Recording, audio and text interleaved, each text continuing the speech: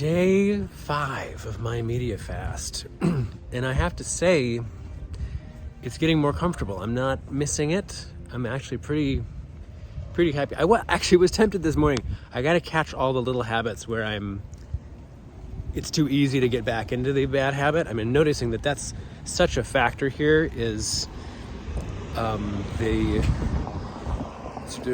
habits that are connected to each other. You know, like if I do this right after I do this. That's sort of a trigger to engage in the old habit. So, getting off the media means I'm not binging on food, unconsciously, and being in bed with my phone is also not a good habit.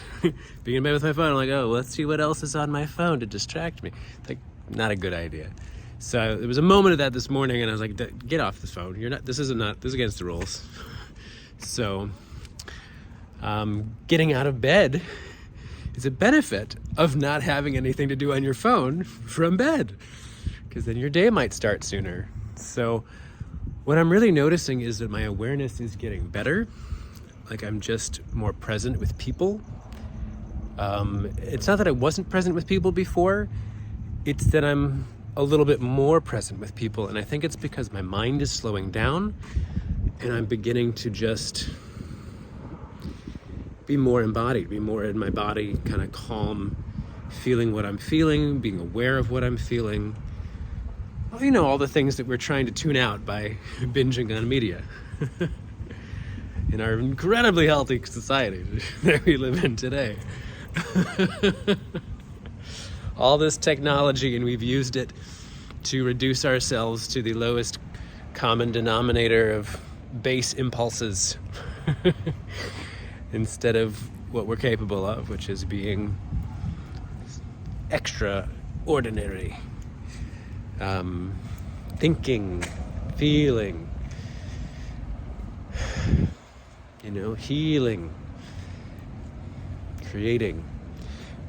Got so much going for us here, so much potential, but we are definitely suffering from a culture of consumption. A film I did in film school called The Age of Consumerism, in which this guy gets basically trapped in a job that is just to pacify him, and when he tries to rebel against the system, he gets captured and forced to just take pills and just basically drug himself into his chair so he cannot make any trouble for the system. It's kind of like 1984.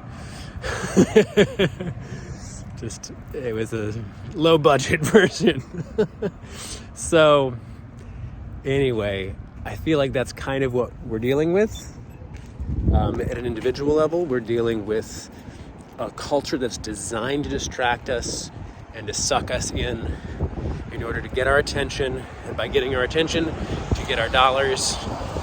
And why? What does it all mean to throw dollars around? These imaginary things that seem to have value, just to spin the economy.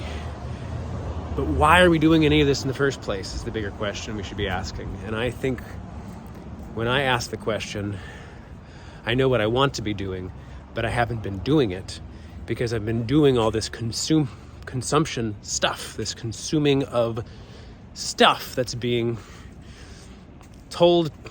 I mean, basically I'm being sort of conditioned to want, through advertising, through just a culture of it. If everyone around you is sick, then you're likely to get sick too, infected by the thought virus. And so here we are. We have to ask ourselves, is it worth it?